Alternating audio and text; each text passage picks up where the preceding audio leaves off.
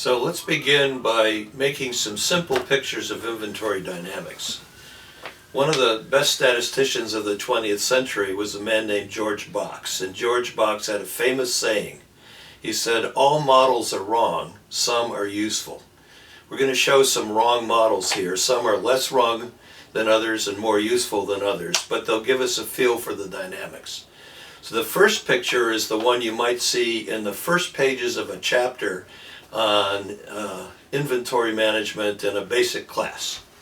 And we'll show a graph against time. So we'll mark this as day. And this will be the quantity of on-hand inventory. And the simplest of all model is this. Around smart software, we call this the sawtooth for obvious reasons.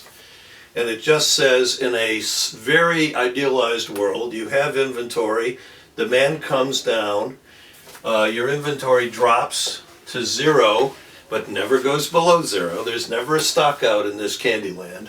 And then you have replenishment that comes just in time. It puts you back up to here. And this is sort of the starting point for a lot of basic inventory analysis. And it's a good place to start. But it makes this assumption that every time you get down to the very edge of a stockout, you're rescued by replenishment. And that's a little bit of a fantasy.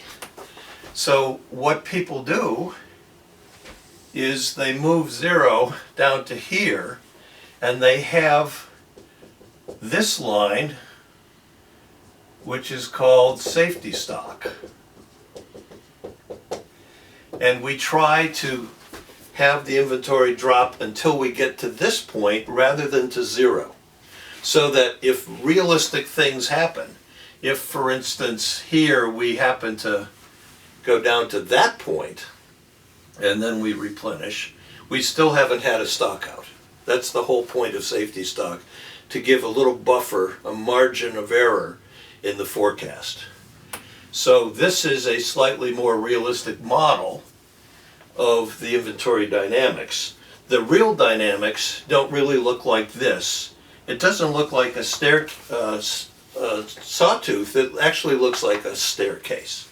So we might have our safety stock level here. We'll call that SS. And our inventory will be moving like this. There'll be periods between demands, and then there'll be demands coming in, and we may go negative, and then we get replenishments, and we have something more like a series of staircases rather than sawtooths. But the point is that zero is here, and we're trying to not go negative. So those are simple models of the dynamics. A more complicated model, even starting from this simple model, is to put in our safety stock and allow for the fact that the demand is not necessarily the same from week to week. Some weeks may be busier and some weeks may be quieter. So the sawtooth, if we go back to the sawtooth model, might start like this, but then the next week there might be low demand, so inventory drops slowly, and then there might be very rapid demand, so inventory drops quickly.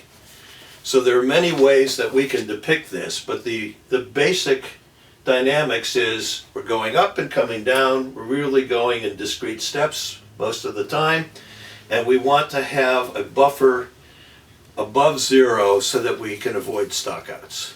And of course we want to talk about how you calculate this safety stock and when we ask for replenishment and how much we should ask for. So that will be the next thing on our agenda.